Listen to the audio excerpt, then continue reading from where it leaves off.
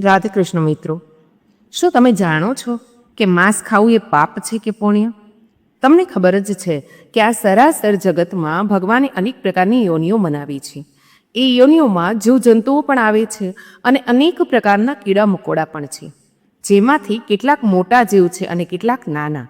અને આવામાંથી કેટલાક એવા જીવ છે જેને કેટલાક દુષ્ટ માણસો મારીને ખાઈ જાય છે. મિત્રો, કેટલાક માણસોના મનમાં આ સવાલ જરૂર ઉઠતો હશે કે શું ભગવાને જીવોને મારીને ખાવા માટે જ બનાવ્યા છે? શું માંસ ખાવું પાપ છે કે પુણ્ય? મિત્રો, વિડીયોને લાઇક કરી, શેર કરી, કમેન્ટમાં જય શ્રી કૃષ્ણ અવશ્ય લખજો અને અમારી ચેનલ વ્રત સાધનાને સબસ્ક્રાઈબ કરી લેજો, જેથી તમને આવા જ અવનવા વિડીયો મળી રહે. આજની આ જ્ઞાનવર્ધક વિડીયોમાં અમે તમને એ જ સમજાવીશું કે જીવજંતુઓને મારીને ખાવાથી પાપ લાગે છે કે નહીં. જેમ કે પશુ, પક્ષી, ભેંસ, બકરી, ગાય, મરઘા અને બધા જીવજંતુઓમાં માંસ ખાવાથી માણસને તેના જીવનમાં અંતિમ દિવસોમાં કયા પ્રકારના પાપ ભોગવવા પડે છે. તો ચાલો મિત્રો, આજની આ વિડીયોમાં જાણીએ કે જીવજંતુઓને મારીને ખાવું કેટલું યોગ્ય છે અને કેટલું ખોટું. ઘણા લોકો એવું પણ વિચારે છે કે ભગવાને આપણા માટે જ આ પ્રાણીઓને બનાવ્યા છે, એમને મારીને ખાવાથી આપણને કોઈ પાપ નથી લાગતું. અને કેટલાક લોકો એવા પણ છે કે જે પ્રાણીને મારીને ખાવાની પાપ માનતા હોય છે અને એમ કહે છે કે માંસ ખાવાથી પાપ લાગે છે અને માંસ ખાનારની પૂજા અર્ચના ભગવાન સ્વીકાર નથી કરતા. તેમને કુંભી પાક નરકમાં કઠોરથી કઠોર સજા મળે છે. મિત્રો, આજે હું તમને ખૂબ જ સુંદર વાર્તા દ્વારા સમજાવીશ કે માંસ ખાવું માણસ માટે કેટલું યોગ્ય છે અને કેટલું ખોટું, અને ભગવાન માંસાહારી લોકો વિશે શું કહે છે અને તેમને નરકમાં કઈ રીતે સજા મળે છે. એકવાર ભગવાન શ્રી કૃષ્ણ દ્વારકા શહેરમાં પોતાના સિંહાસન પર બેઠા હતા, ત્યારે તેમની પાસે દેવી સત્યભામા ખૂબ ચિંતા સાથે આવ્યા અને ભગવાન શ્રી કૃષ્ણને કહે છે કે હે પ્રભુ, આજે જ્યારે હું દ્વારકા શહેરમાં મારી સહેલીઓ સાથે ફરતી હતી ત્યારે મેં કંઈક એવું જોયું કે તે જોઈને હું દંગ રહી ગઈ. ભગવાન શ્રી કૃષ્ણ બોલ્યા કે હે દેવી સત્યભામા, તમારા મનમાં કયા પ્રશ્નો ઉઠી રહ્યા છે? તમે નિશ્ચિત થઈને કહો, હું જરૂર તમારા પ્રશ્નનો જવાબ આપીશ. ત્યારે દેવી સત્યભામાએ કહ્યું કે હે પ્રભુ, શું નાના નાના નિર્દોષ જીવોને મારીને ખાવું મનુષ્ય માટે પાપ છે કે પુણ્ય? ત્યારે ભગવાન શ્રી કૃષ્ણ હસતા હતા અને કહ્યું કે હે દેવી, હું તમારા આ પ્રશ્નનો જવાબ એક પૌરાણિક કથા દ્વારા આપું છું. આ કથા સાંભળીને તમને ખબર પડી જશે કે માંસ ખાવું પાપ છે કે પુણ્ય. પછી દેવી સત્યભામા ઉત્સુકતાથી બોલ્યા કે પ્રભુ, તમે આ કથા સંભળાવો, હું તમારા મોઢેથી આ કથા સાંભળવા માટે ઉત્સુક છું. મિત્રો, ભગવાન શ્રી કૃષ્ણ કહે છે કે હે દેવી સત્યભામા, પ્રાચીન સમયમાં ચંદ્રપુર નામનું એક ગામ હતું. તે ગામમાં એક ધનવાન વ્યક્તિ રહેતા હતા. તેના ઘરમાં ધન ધાન્યની કોઈ કમી ન હતી. એક દિવસ તેણે તીર્થયાત્રા પર જવાની યોજના બનાવી. તીર્થયાત્રા પર જતા પહેલા તેણે પોતાના ઘરે એક ખૂબ મોટો ભંડારો રાખ્યો અને ગામના બધા લોકોને તે ભંડારા માટે આમંત્રણ આપ્યું. ગામના બધા લોકો ભંડારા માટે ત્યાં ભોજન કરવા આવ્યા. આ ધનવાન વ્યક્તિએ ભંડારા માટે 2 પ્રકારના ભોજન બનાવ્યા હતા, એક શાકાહારી અને બીજું માંસાહારી. માંસાહારી ભોજનમાં તેણે બકરી, મુર્ગો, માછલી વગેરે બનાવ્યા હતા અને બધા ગામવાળા લોકોને બકરી, મુર્ગો અને માછલીનું માંસ પરોસાયું. ગામવાળાએ ખૂબ જ મજા સાથે એ ખાધું. જેઓ માંસ ખાવાને પાપ માનતા હતા તેઓએ શાકાહારી ભોજન ખાધું.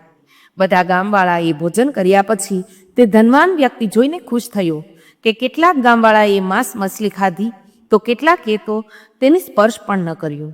આ જોઈને ધનવાન વ્યક્તિએ બધા ગામવાળાઓને એક જગ્યાએ બોલાવીને કહ્યું કે મારા પ્રિય ગામવાસીઓ, હું તમને આ વાત કહેવા આવ્યો છું. આ માટે એકત્રિત કરવામાં આવ્યા છે કે માંસ, મછલીઓ અને નાના જીવોને ભગવાને આપણા માટે જ બનાવ્યા છે, જેથી આપણે તેમને મારીને ખાઈ શકીએ. અને ભગવાને અન્ય ખોરાક સાથે સાથે માનવ માટે મછલીઓ અને અનેક નાના જીવોને જન્મ આપ્યો છે. તે ધનાઢ્ય વ્યક્તિની આ વાત સાંભળીને સભામાં બેઠો એક 18 વર્ષનો છોકરો બોલ્યો, શ્રીમતજી, મને માફ કરજો, પરંતુ તમે આ ખોટું કહી રહ્યા છો.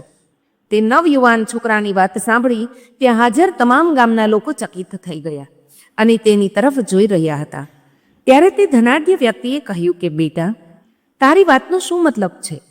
ત્યારે છોકરાએ ખૂબ જ સરળતાથી જવાબ આપ્યો, પ્રકૃતિમાં કહું તો ભાઈ, આ દુનિયામાં બધા જીવો પરમેશ્વરે બનાવ્યા છે, પણ એ માટે નહીં કે તેને મારીને ખાવા જોઈએ, પરંતુ એમને પોતાનું જીવન જીવવા માટે જન્મ આપ્યો છે. અને આ નાના નાના જીવ પણ ધરતી પર રહેતા માણસોની જેમ જ જન્મે છે અને માણસોની જેમ જ તેમનું પણ મૃત્યુ થાય છે. અને જેમ આપણે માણસોને ઘા થવા પર દુઃખ થાય છે, તેમને પણ દુઃખ થાય છે. આ દુનિયામાં કોઈ પણ પ્રાણી બીજાથી વધારે નથી. બધા જીવજંતુ અને માણસો સરખા જ છે. એ બીજી વાત છે કે ભગવાનની કૃપાથી માણસોની બુદ્ધિ વધારે વિકસિત છે. જ્યારે કોઈ જીવ ઓછો શક્તિશાળી હોય, એનો મતલબ એ નથી કે તમે વધુ શક્તિશાળી છો અને તેમને મારીને તમારો ખોરાક બનાવી શકો. ભાઈ સાહેબ, એવું કહેવું ખોટું છે કે ભગવાને નાના જીવોને આપણે ખાવા માટે જ બનાવ્યા છે. આપણે તો સ્વાદ માટે અને આજીવિકાના માટે પણ આ અનેક વસ્તુઓ ખાઈને પોતાનું પેટ ભરી શકીએ છીએ. ભગવાને આપણને જીવો કરતાં વધારે બુદ્ધિ આપી છે, તો તેનો અર્થ એ નથી કે આપણે પોતાના શરીરના પોષણ માટે કોઈને પણ મારીને ખાઈ શકીએ. જો કોઈ જીવ તમારાથી નબળો છે, તો એ મતલબ નથી થતો કે તમે તેને મારીને ખાઈ જશો. અને ભગવાને તેમને તમારા ખાવા માટે જ બનાવ્યા છે. જંતુઓને મારીને ખાવામાં મજા આવે છે, એ જ રીતે શેર, ચિત્તા અને વાઘ જેવા મોટા પ્રાણીઓને આપણા શરીરનો માંસ ખૂબ જ સ્વાદિષ્ટ લાગે છે અને તેઓ જ્યારે ઈચ્છે ત્યારે તમને પકડીને તેનું ભોજન બનાવી શકે છે. પરંતુ એનો આ અર્થ ક્યારેય નથી થતો કે ભગવાને આપણને શેર, ચિત્તા કે વાઘના માટે ભોજન બનાવ્યું છે. જો તમે એવું માનો છો કે કૂકડું, માછલી, ભેંસ, બકરીને ભગવાને આપણું ભોજન માટે બનાવ્યા છે, તો પછી શેર, ચિત્તા અને વાઘથી પોતાની સુરક્ષા શા માટે કરો છો? ભગવાને તમને પણ તો તેમના ભોજન માટે બનાવ્યા છે. તો તમે શેર, ચિત્તા અને વાઘ જેવા પ્રાણીઓથી પોતાને શા માટે બચાવી રહ્યા છો? આગળ તે છોકરો તે ધનવાન વ્યક્તિને કહે છે કે હે શ્રીમાન, જેમ તમને તમારું શરીર પ્રિય છે, તમારો જીવ પ્રિય છે, તેમ જ બધા પ્રાણીઓને પોતાનું જીવન અને શરીર પ્રિય છે. ભલે તે નાનો જીવ હોય કે મોટો મનુષ્ય, બધા પોતાને અન્ય જીવોથી ઉત્તમ સમજે છે. પરંતુ હકીકતમાં આ મનુષ્ય ક્યારેક મૂર્ખતાના કામ કરે છે. આ દુષ્ટ માણસ પોતાના કરતાં નાના જીવોને મારીને ખાય છે. મિત્રો, આ રીતે તે નવયુવાન છોકરાના શબ્દ સાંભળી તે ધનવાન વ્યક્તિનું મોઢું બંધ થઈ ગયું અને તે સભા સામે ખૂબ જ શરમાઈ. ગામના બધા જ લોકો તે છોકરાની વાતથી સહેમત થઈ ગયા અને પછી ભગવાન શ્રી કૃષ્ણે દેવી સત્યભામાને કહ્યું કે દેવી, હું તમને ભગવાન શિવજીનો એક વધુ ઉપદેશ સંભળાવું છું. આ ઉપદેશ ભગવાન શિવજીએ પોતે માતા પાર્વતીને આપ્યો હતો. હે દેવી, આ ઉપદેશ સાંભળ્યા પછી તમને ખબર પડશે કે માંસ ખાવું પાપ છે કે પુણ્ય. તો દેવી સત્યભામાએ કહ્યું કે સંભળાવો પ્રભુ. આ કથા સાંભળનાર જ માછ, મછલી અને નાના જીવોને મારીને ખાય છે. જે વ્યક્તિ પૂરી કથા સાંભળે છે, તે જીવનમાં આવું પાપ ક્યારેય નહીં કરે અને તેના ઘરે લક્ષ્મીજીનો વાસ થાય છે.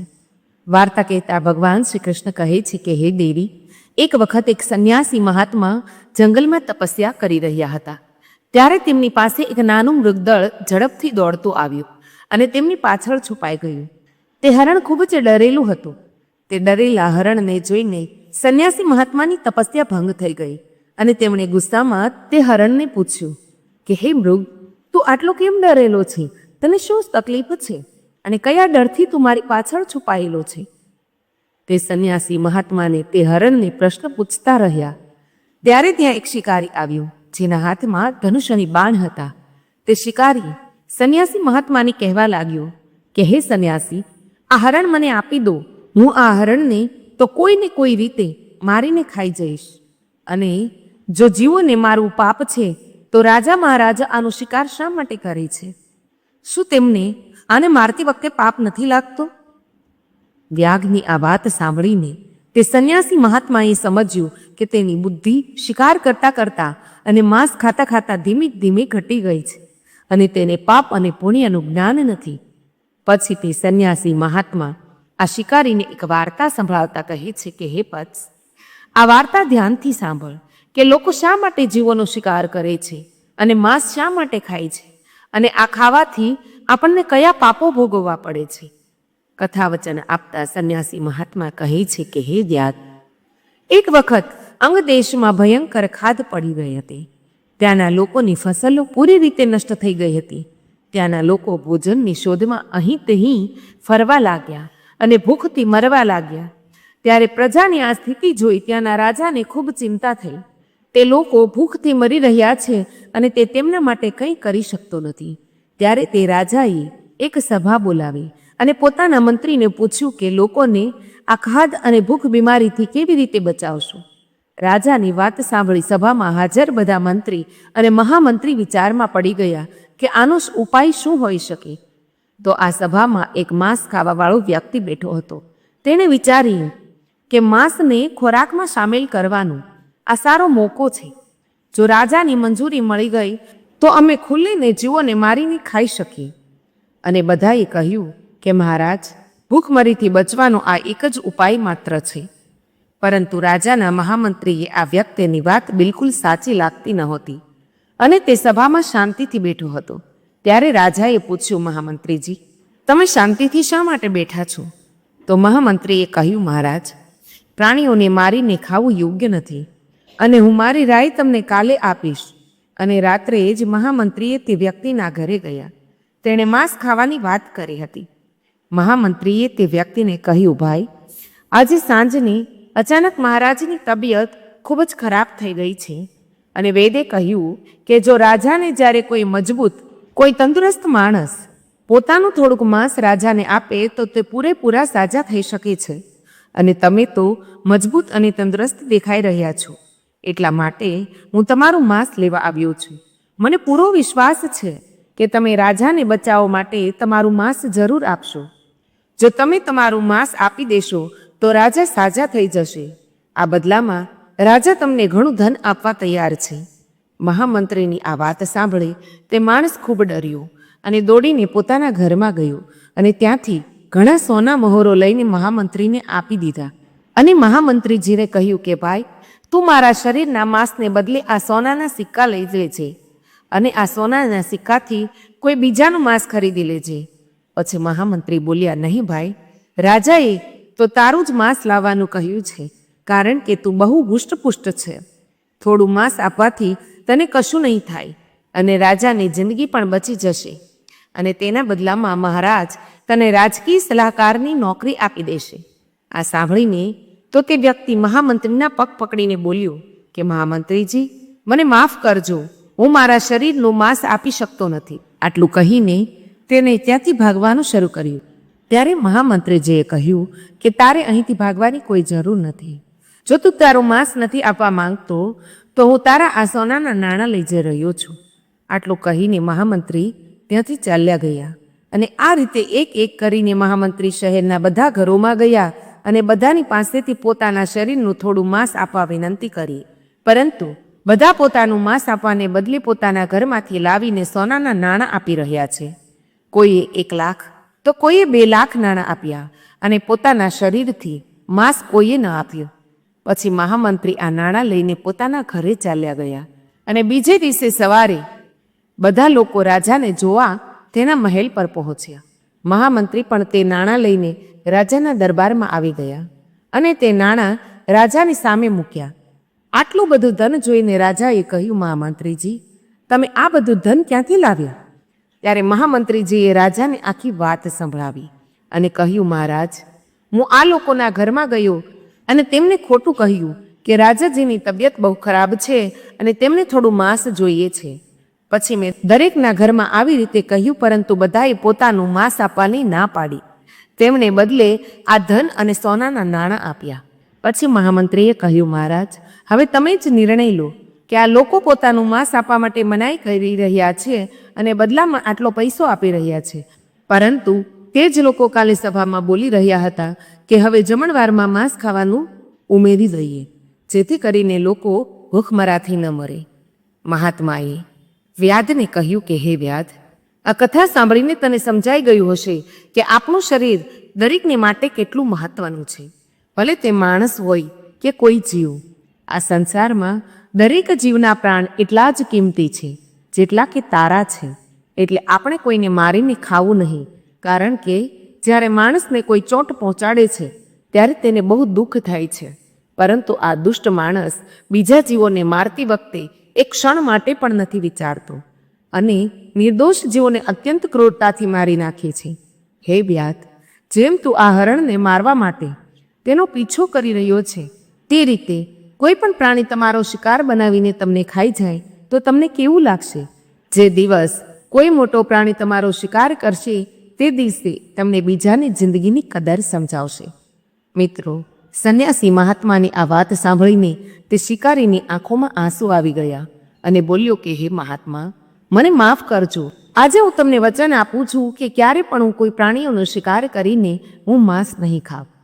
આ દુનિયામાં માંસ ખાનારા લોકોની વિચારધારા બદલવી જોઈએ, કારણ કે કેટલાક લોકો હજુ પણ એમ માને છે કે માંસ ખાવું પાપ નથી.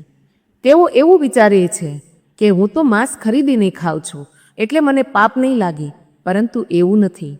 પાપ તો બધાને લાગશે, ભલે તમે ખરીદીને ખાઓ કે જીવને મારીને. તેથી આપણે માંસ ખાવું બંધ કરવું જોઈએ, કારણ કે માંસ ખાનારા લોકોની પ્રાર્થનાઓ ઈશ્વર સ્વીકાર નથી કરતા. મિત્રો, ગરુડ પુરાણ પ્રમાણે જે કોઈ માણસ જીવોની હત્યા કરે છે તેમને નરકમાં ખૂબ જ કઠોર સજા આપવામાં આવે છે. મિત્રો, આશા રાખું છું કે તમને આ જ્ઞાનવર્ધક વાર્તા જરૂરથી ગમી હશે. વિડીયોને લાઇક કરી, શેર કરી, કમેન્ટ બોક્સમાં જય શ્રી કૃષ્ણ અવશ્ય લખજો અને અમારી ચેનલ વ્રત સાધનાને સબસ્ક્રાઈબ કરી લેજો, જેથી કરીને આવા જ અવનવા વિડીયો આપને મળતા રહે. જય શ્રી કૃષ્ણ. રાધે રાધે.